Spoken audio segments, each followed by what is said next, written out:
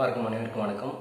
இன்னைக்கு வந்து 19/4/2024 இந்திய தேசியத்தோட ஜனநாயக திருவிழா தேர்தல் நடந்துகிட்டு இருக்கு. ஓட்டு போட்டாச்சு. எனக்கு இந்த தேர்தல் சம்பந்தமாக, இந்த நாடாளுமன்ற பாராளுமன்ற தேர்தல் சம்பந்தமாக என்னோட கருத்தை பதிவு பண்ணணும்னு ஒரு விருப்பம் இருந்துகிட்டே இருந்துச்சு. ஆனால் ஒரு தயக்கம் இருக்குது. என்ன தயக்கம்னா, நாம் வந்து நம்மளுடைய தொழில் வந்து சேவை சார்ந்த தொழில், சர்வீஸ் பண்ணி வாழ்ந்துகிட்டு இருக்கிறோம். நம்ம வந்து இங்கே பல நபர்களை வந்து டிபெண்ட் பண்ணி அவங்கள எதிர்பார்த்து வாழ வேண்டிய கட்டாயம் இருக்குது. ஏன்னா அவங்க வேலை கொடுத்தாதான் நமக்கு வந்து சர்வைவல் பண்ண முடியும். அதனால் இங்கு பலர் வந்து பல கட்சி சார்ந்த எண்ணங்கள் உள்ளவங்களா இருப்பாங்க. அவங்களுக்கு வந்து அந்த ஒரு குறிப்பிட்ட கட்சி ஆட்சியில் இருக்கும்போது வேலை கிடைச்சிருக்கும், ஏதோ ஒரு அமௌண்ட் அவங்கக்கிட்ட கொடுத்து வேலை வாங்கியிருப்பாங்க. இந்த கட்சி ஆட்சிக்கு வந்தால் தான் கான்ட்ராக்ட் கிடைக்கும். காலங்காலமாக அவங்க அப்பா அம்மா அந்த கட்சியில் ஒரு கொள்கையோடு இருப்பாங்க. நிறைய பேர் வெவ்வேறு தளத்தில் இருக்கிறதுனால வெவ்வேறு நபர்களுக்கு வெவ்வேறு கொள்கைகளும் வெவ்வேறு நபரின் தலைமையும் தேவைப்படும். அதே மாதிரி தான் எனக்கும் ஒரு தலைமை தேவைப்படுது. அது என்ன மாதிரி இருக்கணும் அப்படிங்கிறது என்னோட வாழ்வியல்லேருந்து நான் பார்த்து சொல்கிறேன். இது நாளைக்கு திருத்தத்துக்குள்ளது. இப்போது ஏன் திருத்தத்துக்குள்ளதுன்னு சொல்லிடுறேன்னா, எங்கள் தாத்தா போட்டார், அப்பா போட்டார், எங்களுக்கு வீடு கிடச்சிச்சு, காலங்காலமாக நாங்கள் இதை தான் பண்ணுவோம் அப்படிங்கிறவங்க வந்து சுதந்திரம் கிடைச்சும் அடிமையாக இருக்காங்க அப்படிங்கிறது தான் அதோட அர்த்தம். நாம் வந்து நம்மளோட சூழலை பார்த்துக்கிட்டு மாற்றிக்கிறது தப்பு கிடையாது. ஓட்டை வந்து மாற்றி மாற்றி பண்ணுறது தப்பு கிடையாது. சூழ்நிலைக்கு தகுந்த மாதிரி ஓட்டு போடலாம். இந்த பதிவில் இன்னைக்கு நான் சொல்கிற இந்த எண்ணத்தை வச்சு நாளைக்கு நம்ம நண்பர்கள், உறவினர்கள், சுற்றம் வந்து இவன் இப்படித்தான்னு எதுவும் முடிவு பண்ணிடாதீங்க. அடுத்த சட்டமன்ற தேர்தலுக்கு வந்து என்னோட முடிவு வேறையாக இருக்கும். பதிவுக்குள்ளே போயிடலாம். முதல்ல வந்து ஓட்டு கண்டிப்பாக போட்டுடணும். ஏன்னா வந்து நாம் இந்த ஜனநாயகம், சுதந்திரமான ஒரு நாட்டில் ஜனநாயகம் தான் ஆளணும் அப்படின்னு போராடி இது வாங்கி கொடுத்துருக்குறாங்க. இந்திய அரசியலமைப்பு சட்டத்தை வந்து 2 வருஷம் 11 மாதம், கிட்டத்தட்ட வந்து 3 வருஷம் வந்து ரொம்ப கஷ்டப்பட்டு இயற்றி இருக்கிறாங்க. அருமையான தேசம் அப்படின்னு தான் நம்ம சொல்லணும். இந்தியா வந்து ஆசீர்வதிக்கப்பட்ட ஒரு தேசமாக தான் இருக்குது. நாம தான் இங்கே வந்து அதை கரெக்டாக புரிஞ்சுக்கிட்டு பயன்படுத்திக்கிட்டோம்னா இன்னமும் சிறப்பாக இருக்கும். இப்போ கூட நல்லா தான் இருக்குது. ஏன்னா வந்து நிறைய பேர் இன்னைக்கு காலையில் ஓட்டு போட வந்திருக்கிறாங்க. இளைஞர்களுக்கு வந்து ஒரு பெரிய எழுச்சி இருக்குது. இந்த எழுச்சிக்கு காரணம் வந்து அண்ணன் சீமானும் அண்ணன் அண்ணாமலையும் அப்படிங்கிறது வந்து மறக்க முடியாத காரணம். ஏன்னா வந்து அரசியலே வேஸ்ட்டு, இந்த பழம் பெருச்சாளிகள் தான் வந்து இந்த அரசியலில் இருந்து அரசியலுக்குள்ளே போனாலே தலைவலிங்கிற ஒரு எண்ணத்தை மாற்றி இளைஞர்களை வந்து அரசியலுக்குள்ள வந்து செயல்படுற ஒரு ஆர்வத்தை தூண்டியிருக்கிறாங்க இந்த 2 பேரும். இவங்க 2 பேர்த்துக்குமே வந்து வாழ்த்துக்கள், வணங்குகிறேன். இந்தியா தேசம் வந்து சிறப்பானது எப்படின்னா, இது வந்து இயற்கையாகவே வந்து ஒரு பாதுகாப்பு அரணா கொண்டிருக்கு. இயற்கையாக பாதுகாப்பு அரணா 3 பக்கம் கடல், மேலே வந்து இமயமலை, ஈஸியாக வந்து நமக்கு வந்து எல்லை கிடைச்சிருக்கு.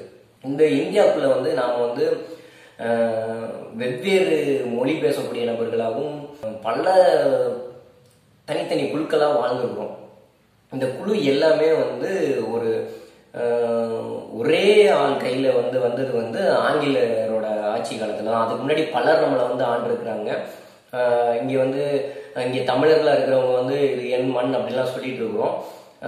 நாம கூட வந்து கீழே குமரிக்கண்டம்னு ஒரு கண்டத்துலேருந்து மேலே வந்ததுக்கு வாய்ப்பு இருக்குது. பரவலாக வாழ்ந்திருக்கவும் வாய்ப்பு இருக்குது.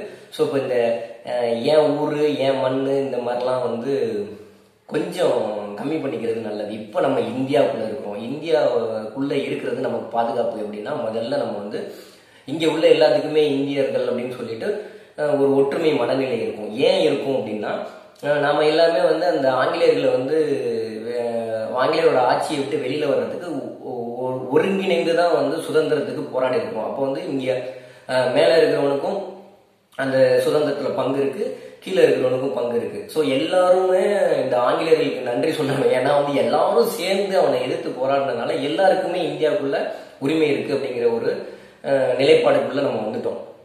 அதுக்கு முன்னாடி சின்ன சின்ன சின்ன சின்ன நிறைய குழுக்களாக ஆண்டிருக்கிறோம். ஒவ்வொருத்தவங்களுக்கும் வேற வேற ஐடியா இருக்கும். இது எல்லாத்தையுமே கலந்து அவங்கவுங்க அவங்களோட உரிமையில நிலைநாட்டுறதுக்காக உருவாக்கப்பட்டது தான் இந்திய அரசியலமைப்பு சட்டம். அது அருமையா இருக்குங்க. அதை வந்து கண்டிப்பா இந்திய அரசியலமைப்பு சட்டத்தை தெரிஞ்சுக்கங்க. எனக்கு ஒரு அடிப்படையா ஒரு சின்ன விஷயத்த சொல்லிடுறேன், எனக்கு தெரிஞ்ச வரைக்கும் சொல்லிடுறேன். இதுல பல இருக்கு. இதுல இந்த கிராம சபை கூட்டங்கள் பத்தின ஐடியாலாம் இன்னமும் நல்லா இருக்கு. முதல்ல இந்த இயற்கை அறம்னு சொல்லிடுறேன். இயற்கை அறம்ங்கிறது வந்து நமக்கு வெளியிலேருந்து ஒருத்தன் எங்கேயோ அமெரிக்காவிலேருந்து ஒருத்தன் வந்து இன்னைக்கு தேர்தலை பத்தின ஒரு பதிவு போடுறான். ஏன் அவனுக்கு இது வருது அப்படின்னா, இங்கேருந்து ஏதோ அவனுக்கு கிடைக்குது, அவனோட தொழில் இருக்கு, அவன் ஒரு குறிப்பிட்ட நபர் வந்து ஆட்சிக்கு வரணும்னு நினைக்கிறான், அதனால அவன் அது சார்ந்த ஒரு பதிவை வந்து போடுறான்.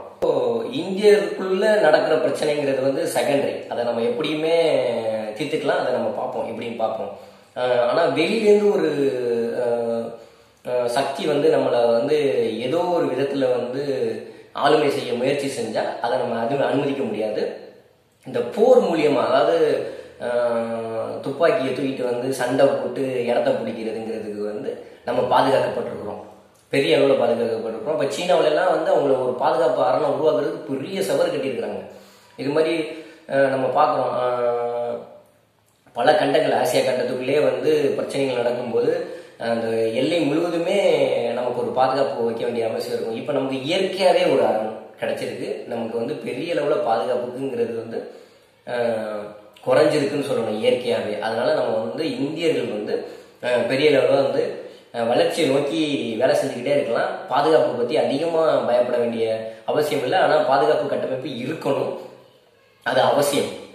இப்போ வந்து இந்திய தேசம் வந்து 3 தூண்களால் ஆனது. 3 தூண்களை இல்லாமல் இன்னும் 2 வந்து அதை கண்கள்னு சொல்லுவாங்க. இராணுவங்கிறது வந்து ஒரு முக்கியமானது. இதோட இராணுவத்தோட தலைவர் வந்து குடியரசுத் தலைவர். அப்புறம் இன்னொரு கண் அப்படின்னு சொல்றது என்னன்னா, இங்கே இருக்கக்கூடிய மீடியா, ஊடகம்ங்கிறது வந்து ரொம்ப முக்கியம். தேசத்தில் நடக்கக்கூடிய தகவல்களை வந்து மக்கள்கிட்ட சேர்க்கணும், என்ன நடந்துகிட்டு இருக்கு அப்படிங்கிறது அவங்களோட முக்கிய கடமை. ஊடகம் வந்து சரியா செயல்படாதது வந்து காரணம் என்னன்னா, வியாபாரிகள், வணிகர்களோட முடிவுகள் தான் அந்த ஊடகங்கள் வந்து வணிகர்களுக்கு பணம் தானே இங்க எல்லாத்தையும் நடத்துது. அவங்களுக்கு வந்து ஊடகங்கள் நடத்துறதுக்கு வந்து பணம் அவசியம். அது அந்த பணம் யாரு கொடுக்குறாங்களோ அவங்க சார்பாக அவங்க செயல்படுறாங்க. கடவுள் புண்ணியத்துல இந்த சோசியல் மீடியாங்கிற இந்த இது வந்து மக்கள் வந்து நேரடியாக நடக்கிற தகவல்களை வந்து பகிரக்கூடிய ஒரு அமைப்பு கிடைச்சிருக்கு. இதனால வந்து இந்த இது சார்ந்த கண்டுபிடிப்புகளை கொடுத்த அனைவருக்கும் வந்து ஒரு முக்கிய பங்கு, நாட்டோட ஜனநாயகத்துக்கு வந்து ஜனநாயகம் சிறப்பாக செயல்படுறதுக்கு வந்து முக்கிய பங்கு ஆற்றிய நபர்களாக தான் சொல்லணும். இந்த நெட்வொர்க்கு, வலைதளம், சோசியல் மீடியா இதெல்லாம் உருவாக்கி தந்திருக்கிறவங்க. நம்ம நேரடியாக உண்மையை தெரிஞ்சுக்கிறோம். அதனால தான் இப்போ அண்ணாமலை, சீமான் இவங்க 2 பேரும் நம்மளை வந்து சேர்ந்துருக்கிறாங்க. அப்படி இல்லைன்னு வச்சுக்கோங்களேன், ஆல்ரெடி பணம் தின்னு கொட்டை போட்ட நபர்கள் வந்து அந்த ஊடகங்களை கைக்குள்ள வச்சுக்கிட்டு அவங்களோட பிம்பங்கள் மட்டும்தான் நம்மகிட்ட வந்து காட்டப்பட்டிருக்கும். நம்ம இப்போ நான்லாம் கூட வந்து இவ்வளோ ஆர்வமாக அரசியல் பேசுறதுக்கு வாய்ப்பே கிடையாது. இப்போ இதுக்கு வந்துடும். இந்த 3 தூண்கள் இருக்கு பார்த்தீங்களா, சட்டம், நிர்வாகம், நீதி.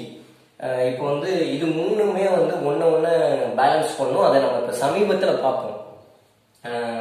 நாம சட்டத்தை இயற்றுறதுக்கு வந்து நாம தான் வந்து தேர்ந்தெடுத்து அனுப்புறோம். இப்போ பாராளுமன்ற தேர்தல் நடந்துகிட்டு இருக்கு. நாம தேர்வு செய்ய போற நம்மளோட பிரதிநிதி வந்து இப்ப எம்பிக்கான தேர்தல் நடந்துகிட்டு இருக்கு. 6 சட்டமன்ற தொகுதிக்கு ஒரு எம்பி அப்படிங்கிற மாதிரி ஒரு கணக்கு இருக்கு. சட்டமன்ற தொகுதியும் வந்து மக்கள் தொகையை வச்சு நிர்ணயிக்கிறாங்க. அது வந்து சட்டமன்றத்தை பத்தி நாம பிறகு பார்ப்போம். இப்போ வந்து பாராளுமன்றத்துக்கு எம்பி தேர்தல் நடக்குது. இது என்னன்னா, நீங்க வந்து ஒண்ணுமே கிடையாது, நம்ம வீட்டு வேலை பார்க்கறதுக்கு ஒரு ஆளை நியமிக்கிற மாதிரி நினைச்சுக்கங்க. இவருக்கு வந்து சம்பளம்லாம் கொடுக்குறாங்க, இந்த எம்பிக்கு வந்து சம்பளம் கொடுக்குறாங்க. நாம இந்த தொகுதியில நடக்க வேண்டிய விஷயங்களுக்கான ஒரு பிரதிநிதியை இது பண்றோம். அவரை நமக்கு வேலை பார்த்து கொடுக்க போறாரு. அவரை நாம சேர்க்கிறோம். நமக்கு என்ன வேணுமோ அதை வந்து நம்ம இங்க வந்து கோரிக்கையா இவர்கிட்ட சொல்லணும். இவர் போய் அங்கே கேட்டு, மேலிடத்துல கேட்டு, இந்திய பாராளுமன்றத்துல கேட்டு வாங்கிட்டு வந்து நமக்கு தரணும். சட்டமா இருந்தாலும் சரி, நமக்கு தேவையான ஜிஓ, கவர்மெண்ட் ஆர்டருமே வந்து மத்திய அளவுல நமக்கு தேவையானதை வாங்குறதுக்கான நபரா இவரை தேர்ந்தெடுக்கிறோம். ஓகேங்களா? அவங்க இங்கே ஒரு சட்டமும் சரி தேவையான விஷயத்தையும் வந்து நிறைவேற்றி பாராளுமன்றத்தில் நிறைவேற்றி அங்க பாராளுமன்றத்திலையும் 2 சபை இருக்கும், ராஜ்யசபையும் அப்புறம் நம்ம தேர்ந்தெடுக்கிற இந்த எம்பிகள் சேர்ந்த ஒரு சபை. இந்த ராஜ்யசபைன்னு சொல்றாங்க பாத்தீங்களா, அது வந்து நாம தேர்ந்தெடுக்கிற எம்எல்ஏக்கள் வந்து அவங்க ஒரு ஆளை தேர்வு செஞ்சு அனுப்பிச்சு வைப்பாங்க. ஸோ அங்கேயும் பாருங்க நமக்கு வந்து ஒரு சேஃப்டி இருக்கு. தனிப்பட்ட முடிவு வந்து இங்க எவனும் எடுத்துடக்கூடாதுங்கிற அளவுக்கு தெளிவா இந்த இந்திய அரசியல் சட்டம் நமக்கு தரப்பட்டிருக்கு. இதை வந்து கிட்டத்தட்ட அதை 2 வருஷம் 11 மாசம் செஞ்சிருக்கிறாங்க. அவங்களுக்கு நம்ம நன்றி சொல்லணும். இன்னைக்கு நம்ம கண்டிப்பா நம்ம வந்து நல்ல நிலைமையில தான் இருக்கோம். அந்த காலத்துல இருந்த வில்லு வாலு துப்பாக்கி வச்சுக்கிட்டு சர்வாதிகாரம் பாசிசம் நாசிசம்லாம் இல்லைங்க. இப்போ பாசிசம் நாசிசம்னு எவனாலும் சொல்லிட்டு இருக்கிறான்னா அவன் வந்து உங்களை பயமுறுத்தி நடத்துறான். அதெல்லாம் வாய்ப்பு கிடையாது. நாமும் பல அளவு முன்னேறிக்கிறோம். நமக்கு இந்த அரசியலமைப்பு சட்டம் தெரிஞ்சு நம்ம எல்லாருமே வந்து நம்மளோட உரிமைகளை தெரிஞ்சு பேச ஆரம்பிச்சிட்டோம், செயல்பட ஆரம்பிச்சிட்டோம். ஒரு குழுக்கலாம் இங்க வந்து ஜாதி கட்சிலாம் சொல்றீங்கல்ல, ஜாதி கட்சிலாம் தப்பே கிடையாது, அவசியம். ஒவ்வொரு நபரும் அவங்களோட கருத்துக்களுக்கு ஒரு கூட்டமா ஒரு தலைவனை தேர்ந்தெடுத்து செயல்பட்டே ஆகணும். அப்பதான் இது ஜனநாயக நாடு. இங்க வந்து ஒரு கட்சிக்குள்ளேயே வந்து ஒருத்தன் தன்னை எதிர்த்து பேசிட்டானா அவனை தூக்கி எறிகிறது வந்து அவன் ஆட்சி அமைச்சாதான் அது பாசிச ஆட்சியா இருக்கும். மற்றபடி இந்த பாசிசம் நாசிசம் சொல்றதெல்லாம் தவறு. நான் பாசிசத்துக்கு ஒரு உதாரணம் சொல்றேன் பாருங்க. இப்ப நம்ம எல்லாம் வந்து சாமி கும்பிடுற, அதாவது நம்ம எல்லாம் இல்ல, சில பேருக்கு சாமி கும்பிடுறதுக்கு பிடிக்கும், சில பேருக்கு பிடிக்காது. அதை தப்புன்னு சொல்லுவீங்க, சொல்லுங்க. சாமி கும்பிடுறதுக்கு பிடிக்கிறவங்க கோயிலுக்கு போவாங்க. கோயில் வாசல்ல கடவுளை வணங்குவோம் முட்டாள்னு ஒருத்தன் செல வைக்கிறான் பாத்தீங்களா, அவன் தான் பாசிச எண்ணம் உள்ளவன். ஏன் நீ வந்து அந்த தகவலை ஒரு பொது இடத்துலதான் நீ பண்ணணும். நீ இப்போ 10 பேருக்கு முன்ன அவன் வணங்குறதுக்கு போறான், அதுக்கு முன்னாடி நீ பண்ற பத்தியா? நீ ஒரு ஆட்சி உன்னை வந்து யாரும் எதிர்த்து செயல்பட முடியாத அளவுக்கு நீ வந்து தனிப்பெரும்பான்மையில வந்தேன்னா நீ வந்து பாசிச வேலைகளை செய்வ. அவன் தான் பாசிச ஆட்சிக்கான. கட்சிக்குள்ளேயே ஒருத்தன் வந்து பிரிவினை பேசுறவனும் பாசிசம் செய்வான். இது என் மண், என்னோட இனம், நாங்க இங்க வந்து வடநாட்டிலேருந்து வேலைக்கு வர்றாங்க வந்து எதுக்கு வேலைக்கு வர்றான்? இங்க நீ வந்து மெயின்டைன் பண்ற அளவுக்கு உனக்கு அறிவு வந்துருச்சு, அதனால வேலைக்கு அவங்களை வந்து எடுத்துக்கிற. இங்க நம்ம புதுக்கோட்டை மாவட்டத்துல இருக்கிற இங்க எத்தனை பேர் வெளிநாட்டுல போய் வேலை பார்க்கறான்? ஏன் இங்க சம்பளம் ஊதியம் பத்தலைன்னு அவன் போறான். அதே மாதிரி வடநாட்டுல அவனுக்கு ஊதியம் பத்தல, தமிழகத்துல வேலை கிடைக்கும், நல்ல ஊதியம் கிடைக்கும்னு வர்றான். அவன் வந்து வேலையை பறிக்கிறதுக்குலாம் வரல, இங்க வேலை பார்க்கறதுக்கு மாட்டேங்கிறாங்க. காலையில நீ கூப்பிட்டு பாரு, வேலைக்கு கூப்பிட்டு பாரு, எவன் வர்றான்னு பாரு, தமிழகத்துல இருந்து ஒருத்தன் எவன் வர்றான்னு பாரு. உன் வேலையை பறிச்சுக்கிட்டுலாம் இங்க வரல, அதை முதல்ல புரிஞ்சுக்க. சரி ரைட்டு, வேலையை பறிச்சுக்கிட்டு வர்றான், என்னமோ நாளைக்கு பிரச்சனையா வரப்போது, என்ன வேணாலும் காதாரு.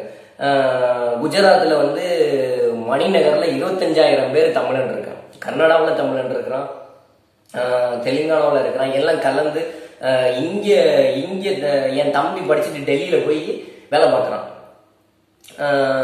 அப்ப அவன் வந்து தமிழ்நாட்டுக்காரன்னு சொல்லிட்டு அங்க இருந்து அடிச்சு வரலாமா? இங்க வந்து ட்ரெயின்லயே திருப்பி ஏத்துறேன்னு சொல்றது வந்து அவங்கதான் பாசிசவாதிகள். அவங்க கையில ஆட்சியை கொடுத்தோம்னா நிச்சயமா பிரச்சனை.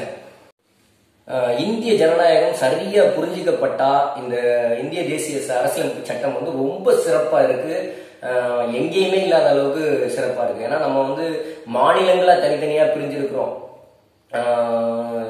ஜாதிகளா பிரிஞ்சிருக்கிறோம், நமக்கு எல்லாருக்குமே வந்து மதங்களா பிரிஞ்சிருக்கிறோம், எல்லாத்துக்குமே ஒரு தலைவர் இருக்கிறாங்க. அவங்க அந்த தலைவர்கள் நம்மளோட கருத்துக்களை எடுத்துட்டு வைப்பாங்க. அப்படி வைக்கும்போது இங்க வைக்கிற இடத்துல சட்டம் இயற்றப்பட்டா இது நிர்வாகத்திட்ட கொடுக்கப்படும். இந்த கூட்டு போடுறேன்னு சொல்றாங்க பாருங்க, ஆளுநரே வரக்கூடாதுங்க, அதெல்லாம் ரொம்ப தப்பு. அதாவது இந்திய அரசியல் சட்டம் வந்து நமக்கு வந்து நீ படிச்சவன் தான் வந்து எம்பி எம்எல்ஏ ஆகணும்னு இல்லை, யாரு வேணாலும் எம்பி எம்எல்ஏ ஆகலாம். இந்த ஆளுநருங்கிற ஒரு அமைப்பு நிர்வாகம் பண்றதுக்குன்னு ஒரு ஆள் வரலைன்னா நாளைக்கு வந்து படிச்சவன் மட்டும்தான் எம்பி எம்எல்ஏ ஆகணுங்கிற நிலைமை வந்துடும். ஏன்னா வந்து நீங்க மக்கள் பிரதிநிதியா நாம சொல்லக்கூடிய ஒரு செயலை செய்யறதுக்கு அறிவு சார்ந்த நபர்கள் வேணும்னா அதுக்குன்னே வந்து சிவில் சர்வீஸ் எக்ஸாம் வச்சு கலெக்டர், தாசில்தார், அதான் விஏஓ வரைக்கும் இதெல்லாம் வந்து உருவாக்குறாங்க. இவங்களுக்கு வந்து கல்வி அந்த அறிவும் தெரியும், அதை எப்படி நிர்வகிக்கிறதுன்னு தெரியும். நாம சொல்லுவோம், இவங்க சொல்லுவாங்க, மக்கள் பிரதிநிதி சொல்லுவாங்க, இவங்க செய்வாங்கங்கிற மாதிரி தான் அமைப்பு. இது பேசிக்கா நான் சொல்றேன். இதுக்குள்ள என்ன குளறுபாடு இருக்கு, எவன் பண்றான், என்ன பண்றான், அதெல்லாம் நீங்க வந்து நீதி அரசர்களை வச்சு செயல்படுத்தணும், கொண்டு வரணும். இது மாதிரி எங்கெங்க அமைச்சு தர முடியும் உங்களுக்கு? இது மாதிரி எங்க அமைச்சு தர முடியும்? யாருமே தனிச்சு செயல்பட முடியாது இங்க. இன்னைக்கு வந்து கோர்ட் வந்து நீதி அரசர்கள் வந்து பிரதமரை கேள்வி கேட்பாங்க, ஆளுநரை கேள்வி கேட்பாங்க. இது மாதிரியான ஒரு அருமையான அமைப்பை இந்திய தேசிய அரசியல் சட்டம் கொடுத்துருக்குறாங்க. இதை நீங்க பயன்படுத்தி வாடுறதுக்கு உங்களுக்கு வந்து முடியலை அப்படிங்கும்போது நமக்கு அறிவு இல்லைன்னு அர்த்தம். இப்போ இந்த வீடியோ போடுற நேரத்தில் நாட்கள் நடந்துகிட்டு இருக்கு. கிட்டத்தட்ட வந்து நான் யாருக்கு ஓட்டு கேட்குறேனோ அவங்களுக்கு பயன்பட பயன்படாது. அதாவது யாருக்காக பேச போறேனோ அவங்களுக்கு பயன்படாமல் போயிடும்.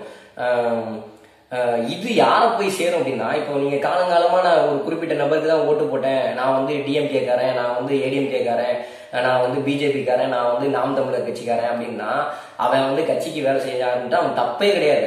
அவனை விட ஓட்டு போடாம இருக்கிறான் பார்த்தீங்களா, அவன் தான் வேஸ்ட்.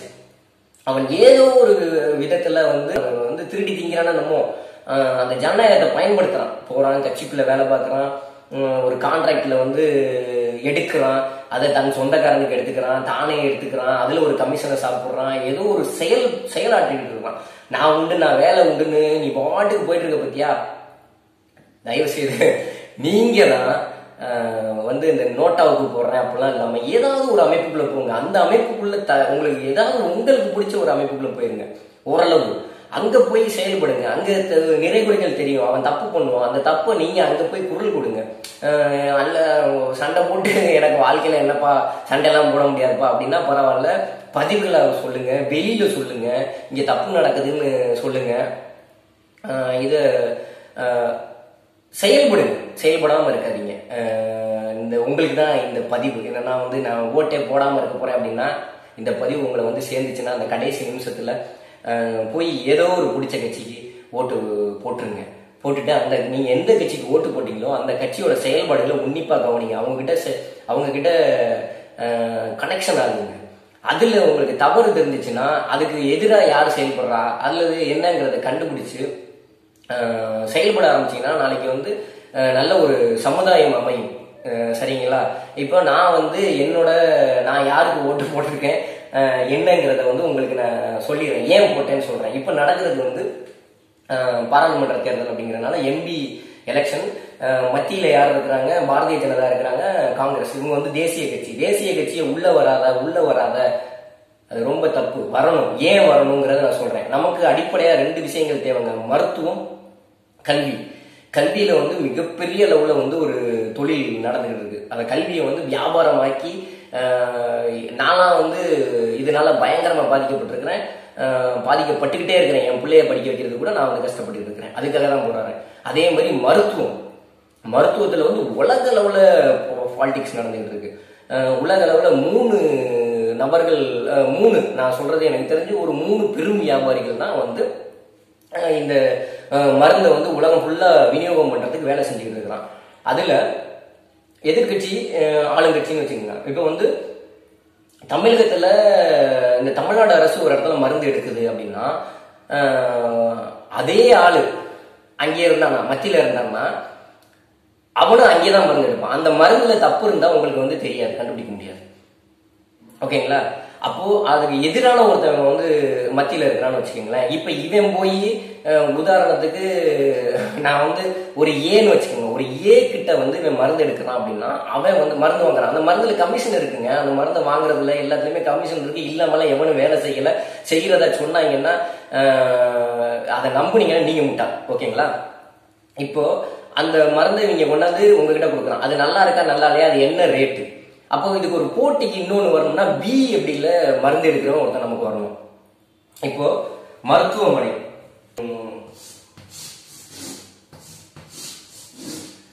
ரெண்டு பேருமே இப்போ வந்து மருந்து கொண்டாந்து விற்கிறதுக்கு ரெடியா இருக்கிறாங்க. இங்க வந்து மாநில, இது வந்து மத்திய. இவர் வந்து பாரதிய ஜனதா கட்சினா இவருக்கு பிடிச்ச இடத்துல இருந்து மருந்து கொண்டாந்து வைப்பாரு. இவர் வந்து திமுக கட்சி இன்னைக்கு இருக்கிறாரு. ஓகேங்களா? இவருக்கு பிடிச்ச இடத்துல இருந்து மருந்து கொண்டாந்து வைப்பாரு. இந்த 2 மருத்துவமனையும் மருந்துகளும் பொது வெளியில மக்கள்கிட்ட 2 சாய்ஸா இருக்கும். இதுல எதுல உனக்கு விலை கம்மியா இருக்கு, எது சரியா இருக்கு, அதை நம்ம எடுத்துக்கலாம், தேர்ந்தெடுக்கலாம்ல. ஏன் மத்திய வேண்டாங்கிறீங்க? மத்திய அரசு வேணாங்கிறீங்க? ஏன் இவன் வந்து இவன் மாநில அரசு வந்து காலங்காலமா ஒன்னு ஆண்டு ருசி கண்டுட்டான். புதுசா ஒருத்தன் வந்துடக்கூடாதுன்னு சொல்றது வந்து உனக்கெல்லாம் கிடையாது. நீ பாரு, இது இலங்கை தமிழர் செத்தான். அப்ப அமைதியா இருந்தவெல்லாம் வந்து மணிப்பூர் பிரச்சனைக்கு கத்துறான்னா ஏன் கத்துறான்? பாஜக உள்ள வந்துடக்கூடாது. உள்ள வந்தா என்ன? நீ நியாயமானவா இருந்தா எல்லாத்துக்கும் நீ குரல் கொடுத்துருக்கணும். இது உங்களுக்கு கண்டுபிடிக்க முடியாதா? நான் வந்து இப்போ கட்சிக்காரங்க, தயவு செய்து கட்சிக்காரங்க யாரும் என்ன தப்பா எடுத்துக்காதீங்க. நீங்க உங்க பொழப்பு நடத்திக்கிட்டு இருக்கீங்க. நாங்கெல்லாம் வந்து என் பிள்ளைய படிக்க வைக்கிறதுக்கு என்ன பாடுபடுறேன் அப்படின்னு எனக்கு தெரியும். ஏங்க, நான் எல்லாருக்கும் இந்த ஆசிரியர்கிட்ட கேட்கிறேன், காசு வேணும்னு போராடினீங்களே, உங்க பிள்ளைங்க நீங்க சொல்லிக் கொடுக்குற ஸ்கூல்ல படிக்க வைக்கிறீங்க. நீங்க அத்தனை ஆசிரியரும் தன்னோட பிள்ளைய வந்து உங்க ஸ்கூல்ல படிக்க வச்சிருந்தேன்னா எல்லாரும் ஒழுங்கா சொல்லிக் கொடுப்பல. நீ காசு கேட்டு பண்றதுக்கு நியாயம் இருக்கு.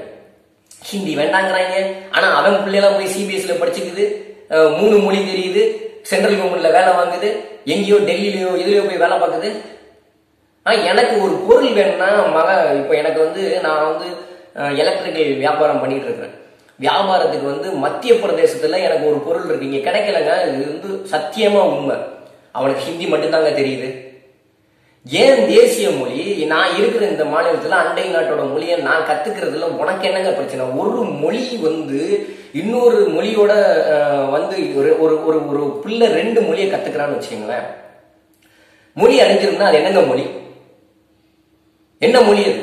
மொழியை நீ காப்பாற்றணும்னா, அத்தனை பேருக்கு சொல்றேன், மொழியை காப்பாற்றணும்னா ஒரே வழி, இங்க இருக்கக்கூடிய கல்வி இருக்கு பத்தியா, அது வந்து உன்னோட தாய்மொழியில மாத்திக்க. அதை தவிர இன்னொரு மொழி வந்தா உன் மொழி அழிஞ்சிடும் சொல்ற பத்தியா, அதை விட ஒரு பைத்தியக்காரத்தனம் இல்லவே இல்லை. அந்த புள்ள 2 மொழியையும் படிக்கிற புள்ள முன்னேறுவான். அவனுக்கு வந்து கம்யூனிகேஷன் ஸ்கில் வளரும். அப்படிங்கிறது இப்போ ஒரு ஒரு மனிதன் பாரதியார் 10 மொழி, அவருக்கு 10 மொழி தெரியும், 16 மொழி தெரியும் சொல்றாங்க. அந்த 10 மொழி 16 மொழி தெரிஞ்சவர் வந்து தமிழை விட்டுட்டாருங்க. தமிழ்ல தானே இங்க கவி பாடினாரு. அதனால வந்து அந்த 9வது 10வது வரைக்கும் எக்ஸ்ட்ரா ஒரு மொழி படிக்கிறதுனால பிள்ளை உங்களோட மொழி அழிஞ்சிடாதுங்க. நல்லா போய் உள்ள பாருங்க. நான் இந்த மருந்து முடிச்சுக்கிறேன். உங்களுக்கு 2 மருந்து கிடைக்குமா? ஏ கிட்ட இருந்து உலக அளவுல ஏ கிட்ட இருந்து ஒருத்தன் மருந்து எடுப்பான், பி கிட்ட இருந்து ஒருத்தன் மருந்து எடுப்பான். ஓகேவா? இப்போ வந்து இதுல உங்களுக்கு எந்த மருந்து பிடிக்குது? எந்த மாநில அரசோட மருத்துவமனை ஒன்று இருக்கும், மத்திய அரசோட ஒரு மருத்துவமனை இருக்கும். 2 மருத்துவமனையில எந்த மருத்துவமனையில வந்து நல்ல மருந்து நல்ல இது இருக்கோ அதுல நம்ம வந்து வைத்தியம் பார்த்துக்க முடியும். எங்கே நல்லா இருந்தாலும் பார்த்துக்கலாம். அப்போ நமக்கு வந்து சாய்ஸ் கிடைச்சிருது. இவங்களுக்குள்ள ஒரு காம்படிஷன் இருக்குமா, போட்டி இருக்குமா, அப்ப நல்ல விதமா பண்ணணுங்கிற எண்ணம் வருமா? இன்னைக்கு இல்லாட்டினாலும் காலப்போக்கில் வந்துடும். அதனால தேசிய கட்சி உள்ள வர்றதை தடுக்கிறது வந்து அதுவும் பாராளுமன்ற எலெக்ஷன்ல தப்பு. இப்போ அதே மாதிரி கல்வியில வந்து கல்விக் கொள்கை இப்போ நம்ம வந்து டிஎஸ்ஜின்னு ஒன்று வந்து இங்கே இருக்கு. அதாவது டிபார்ட்மெண்ட் ஆஃப் ஸ்கூல் எஜுகேஷன் அப்படின்னு சொல்லிட்டு தமிழ்நாடு கவர்மெண்ட்டுக்குன்னு ஒரு இது இருக்கு. அவங்க வந்து சமச்சீர் கல்வின்னு இப்போ 2010 வந்து அறிமுகப்படுத்தியிருக்காங்க. இது என்னன்னா இந்த சிபிஎஸ்சி மெட்ரிகுலேஷன் சிலபஸ் இருக்கு பார்த்தீங்களா, பிரைவேட்ல இங்கிலீஷ் மீடியம் படிக்கிறாங்களா. முன்னாடி இப்போ நாங்கள்லாம் வந்து கவர்மெண்ட் ஸ்கூலில் படிச்சுட்டு இருந்தோம். அப்போ வந்து எஸ்சிஆர்டி சிலபஸ், எஸ்சிஆர்டிங்கிறது ஃபாலோ பண்ணாங்க. அப்போ நமக்கு ஒரு தமிழ் பாடத்திட்டம் இருந்துச்சு. அந்த காலத்துல வந்து சிபிஎஸ்சி படிக்கிற பசங்களும் இருந்தாங்க, மெட்ரிகுலேஷன்ல படிக்கிறவங்களும் இருந்தாங்க. இப்போ அதை எல்லாத்தையும் ஒரே மாதிரி கொண்டு வரணும்னு தமிழக அரசு முயற்சி பண்ணி ஒரு சமச்சீர் கல்வி இது பண்ணி இதே பாடத்திட்டம் தான் மெட்ரிகுலேஷன்ல இருக்கும், சிபிஎஸ்சியும் வரணும் அப்படிங்கிற மாதிரி இவங்க சொல்றாங்க. இப்போ இங்க இந்த இடத்துல வந்து நீங்க படிக்கிறீங்க, எக்ஸாமு எல்லாமே வந்து எக்ஸாம்ல பசங்க ஃபெயில் ஆகிடக்கூடாது.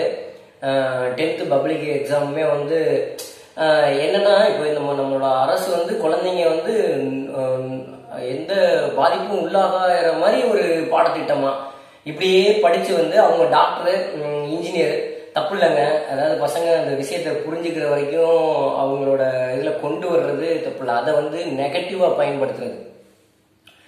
போய் நீங்க ஒரு தரம் இல்லாத +2 முடிச்சதுக்கு அப்புறம் உங்களோட கல்வி வந்து நிறைய படிக்கணும் தானே. பசங்க நிறைய படிச்சு நிறைய தெரிஞ்சுக்கிட்டு ஆராய்ச்சி செய்யற அளவுக்கு வந்தது தானே நீங்க ஒரு கட்டடம் கட்டுறதுக்கோ ஒரு மருத்துவம் பார்க்கறதுக்கோ போக முடியும். உங்களோட கல்வித்திறன் சின்ன ஃபர்ஸ்ட்லேருந்தே வராம நீங்க 12வதுல எப்படி வர முடியும்? அப்போ அந்த பாடத்திட்டம் அடிப்படையிலேருந்தே சரியா இருக்கணும் முயற்சி பண்றாங்க. இவங்க இந்த கொள்கைகளை முன்னிறுத்தவங்க இதை ஏன் தடுக்கிறாங்க அப்படிங்கும் போது இவங்க சைடு நம்ம சந்தேகம் வருது. இதை ஏன் தடுக்கிறாங்க? இப்போ உங்களுக்கு இப்போ எனக்கு நான் நவோதயா பள்ளியை தடுத்துட்டீங்க வந்தப்ப.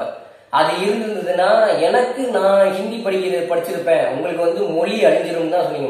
மற்ற மாநிலங்கள்ல அதுக்கு அனுமதி இருந்து இப்ப அந்த பசங்களுக்கு 2-3 மொழி தெரிஞ்சவங்களா வந்திருக்கிறாங்க. அந்தந்த மாநிலங்கள்ல மொழி அழிஞ்சிருச்சு அப்படின்னா அழிஞ்சிருச்சுன்னு கூட சொல்ல வாய்ப்பு இருக்கு. இப்போ நீங்க ஹிந்தியை வரவிடாம தடுத்ததுனாலதான் தமிழ் பொழைச்சிருக்கு அப்படிங்கிற மாதிரி உங்களோட எண்ணம். உங்களோட பிள்ளைகள் எல்லாமே இந்த பள்ளியில சேர்த்து தமிழை மட்டுமே படிக்க வச்சு கொண்டு வாங்க. எனக்கு நான் ஹிந்தி இருக்கு அப்படின்லாம் இல்லை. ஒரு போட்டிக்கு ஒரு கல்வி நிறுவனம், தேசிய அரசோட ஒரு கல்வி நிறுவனம் வருது. அதுல நீங்க நினைக்கிற மாதிரி பயமுறுத்துற மாதிரி உருட்டுற மாதிரி என்ன பிரச்சனை வந்தாலும் அவன் முழுக்க முழுக்க அவனோட இதை படிப்பை திணிச்சிருவான், இந்துத்துவா அதெல்லாம் என்ன பண்ணாலுமே அந்த ஸ்கூல்ல கொண்டு போய் சேர்க்கிற பேரண்ட்ஸ் இருக்காங்கல்ல, அவங்க அதுக்கு என்ன வேணுமோ அதை செஞ்சு மாத்திக்குவாங்க. இங்க மாத்த முடியாது எதுவும் கிடையாது. ஆனா உங்களுக்கு போட்டிக்கு ஒரு கல்வி நிறுவனம் வரணுங்க. இவங்கள மாதிரி இந்த மாநில அரசுக்கு மக்களே, மாநில அரசுக்கு கல்வி நிறுவனங்கள்ல அப்படியே காத்து வாங்குது. யாரு போய் சேர்க்கிறீங்க? வழி இல்லாதவங்க படிக்கிறாங்க. நம்ம பிள்ளைங்க ஏதாவது ஒரு அடுத்த நிலைமைக்கு வர்றதுக்கு நான் இந்த மாதிரி கவர்மெண்ட் ஸ்கூல்ல விட்டுட்டியப்பா என்னன்னு நாளைக்கு கேட்டக்கூடாதுன்னு நான் உள்பட எவ்வளவு பேர் கஷ்டப்பட்டு பிரைவேட்ல கொண்டு போய் பணத்தை கொட்டுறோம். என்ன நடக்குதுன்னு தெரியாம தேசிய அளவில் இப்போ கேந்திர வித்யாலயான்னு ஒரு ஸ்கூல் இருக்கு. கேந்திர வித்யாலயான்னு இருக்கு ஸ்கூலு. இது எல்லாருக்கும் தெரியும்னு நினைச்சிட்டு இருக்கிறேன். சில பசங்கிட்ட பேசும்போது அப்படி ஒண்ணு இருக்காங்க. கவர்மெண்ட் ஸ்கூல்ல கவர்மெண்ட் வேலை பார்க்கறவங்க மட்டும் படிக்கிறாங்களா? பசங்க படிக்கிறாங்களா? ஆமா. மத்திய அரசோட நிறுவனங்கள், பிஹெச்எல் இந்த மாதிரி பல நிறுவனங்கள், மத்திய அரசோட நிறுவனங்கள் அருமையா நடக்குது. பிஹெச்எல் அருமையான ஒரு நிறுவனம். அங்க போய் இந்த அரசு வேலைக்குள்ள உள்ள வந்துட்டோம்னு சொல்லிட்டு தூங்குறவெல்லாம் இல்ல. அங்க நல்லா இருக்கு நிர்வாகம். இங்கதான் மாநில அரசுலதான் காசை கொடுத்துட்டு நீ வேலைக்கு செஞ்சுட்டு உள்ள போய் படுத்து தூங்குறாங்க. பாதி வாத்தியாரு கட்சி ஆபீஸ்லயே இருக்காங்க. உண்மை இல்லைன்னு சொல்லாதீங்க. நான் எனக்கு தெரிஞ்சவங்க இருக்கிறாங்க. சரிங்களா? பசங்களுக்கு அப்புறம் எப்படி சொல்லி கொடுப்பாங்க? அவங்கதான் அங்க எல்லாமே யாரு கேட்க போறான்? ஒரு போட்டிக்கு வேணும். ஒரு போட்டிக்கு மத்திய அரசோட ஒரு கல்வி நிறுவனங்கள் வரணும், நவோதயா வரணும். வந்துச்சுன்னா அவங்கவுங்க விருப்பப்படுற ஸ்கூல்ல இந்த ஸ்கூல் காத்து வாங்கட்டுமே. நீ எப்படி காத்து வாங்கிட்டு இருக்கிற? அதே மாதிரி இவனோட இதுவும் நல்லா இல்லை. வர்றதே அந்த இடத்துல இப்ப 4 ஸ்கூலு இருக்கு, 4 எம்எல்ஏ பாஜக ஜெயிச்சிருக்கிறாங்க. அவங்களுக்கு நான் கேந்திர வித்யாலயா வருதுங்கிறத ஏன் தடுக்கிற? உங்களால இதுக்கு ஈக்குவலா உங்களோட போட்டி போட முடியாதுன்னு தடுத்துக்கிறீங்களா? வந்துட்டா இவங்களோட கல்வித்தரம் அதிகமாயிரும், பசங்க எல்லாம் இங்க போயிடும். அதுதான் நடக்குது. இங்க கேந்திர வித்யாலயா சீட்டு கிடைக்காதுங்க. தமிழகத்துல நிறைய கேந்திர வித்யாலயா மத்திய அரசு நடத்தக்கூடிய பள்ளி இருக்கு. அந்த மத்திய அரசு நடத்தக்கூடிய பள்ளிகள்ல அரசு ஊழியர்களோட, மத்திய அரசு ஊழியர்கள், மாநில அரசோட ஊழியர்கள் அவங்க பசங்க படிக்கிறாங்க. கல்வித்தரம் நல்லா இருக்கு. அதுல என்ன மாதிரி சாமானியன் போய் ஸ்கூல்ல சேர்க்கணும்னா அவனுக்கு சேர்க்கறதுக்கு சீட்டு கிடைக்காது. அது மாதிரி மத்திய அரசு பள்ளிகள் வர்றதுக்கு இந்த தேர்தலில் கிட்டத்தட்ட முடிஞ்சே போச்சு. நான் இந்த வீடியோ சேர்றதுக்குள்ள தேர்தலே முடிஞ்சிடும். பாரதிய ஜனதா கட்சிக்கு ஓட்டு போடுங்க. பாஜக வந்துடவே கூடாதுன்னு சொல்றவங்க எல்லாரையும் பாருங்க, அவங்க சரியா இருக்காங்களான்னு பாருங்க. இந்த இப்ப திராவிட கட்சிகள் சரியில்லை, அதுக்கு ஒரு மாற்று. உங்களோட கொள்கை திராவிடம் கிடையாது, திராவிட எதிர்ப்புங்கிறது உங்களோட கொள்கையா அடிப்படையில சொல்றீங்க. மாற்றா உருவாகுறீங்க. மாற்றா உருவாகுறாங்க அந்த அவங்கள்ல இருந்து நம்ம ஏன், அதாவது சீமான் அவர்களின் எல்லா இதுக்கும் நம்ம ஒத்து போனாலும் அவர் இந்த ஜிஎஸ்டி டிமானிட்ரேஷன், அப்புறம் சாலையில் அந்த டோல் வசூலிக்கிறது, இதை எல்லாமே எதுக்குறாரு. நீ அது வந்து அளவுக்கு அதிகமா இருக்கு, மாத்தணுங்கிற போராட்டத்துக்கு தான் போகணுமே ஒழிஞ்சு சுத்தமா நான் வர முடியாது. இந்த சீமானனோட கருத்துக்கள் முழுக்க வந்து தேசப்பற்று, தேசபக்தி, தேச வெறினா பாசிசம். எங்கேயுமே இன வெறினாலுமே மொழி வெறினாலுமே அது பாசிசம் தான். நம்ம கட்சிக்குள்ளேயே ஒருத்த வந்து நம்மளோட கொள்கைகளுக்கு நான் வந்து இப்படிதான் தனிச்சுதான் போராடுவேன் அப்படின்னா, இல்ல ஒரு 4 கட்சியை சேர்ந்துட்டு ஒரு 5 எம்பி போலான்னா நீ இருக்கக்கூடாதுன்னு சொன்னாலே அது பாசிசம் தான். தம்பிகள் வந்து புரிஞ்சுக்கணும். அது மோனோபோலி, தான் தோன்றித்தனமா செயல்படுறது. இங்க எல்லாத்துக்குமே வந்து உரிமை கொடுத்து செயல்படுறது அப்படிங்கிறது தான் வந்து எல்லாரோட கருத்துக்களையும் கேட்டு அதன்படி செயல்படுறதுங்கிறது தான் ஜனநாயகம். அதை உங்களால மேனேஜ் பண்ண முடியணும். நிறைய சொல்லுவாங்க, நான் இல்ல கட்டுக்கோப்பா இருக்கணும்னா அப்படி போனாதான் அப்படின்னா நீங்க ஜனநாயகவாதியே கிடையாது. நீங்க வந்து சரி வராது. ஓகேங்களா? அங்க பெரும்பான்மை யாரு? நான் மட்டும்தான், நானே மேஸ்திரி, நானே கல்லு, நானே செங்கல்னு சொல்லி பண்ணா அது நீங்களே தான், நீங்க மட்டும்தான் இருக்கணும். நீங்க தான் ஒரு கம்பெனி தனியா எடுத்து பண்ணணும். அது கட்சியா உருவாகாது, அது ரொம்ப கஷ்டம்.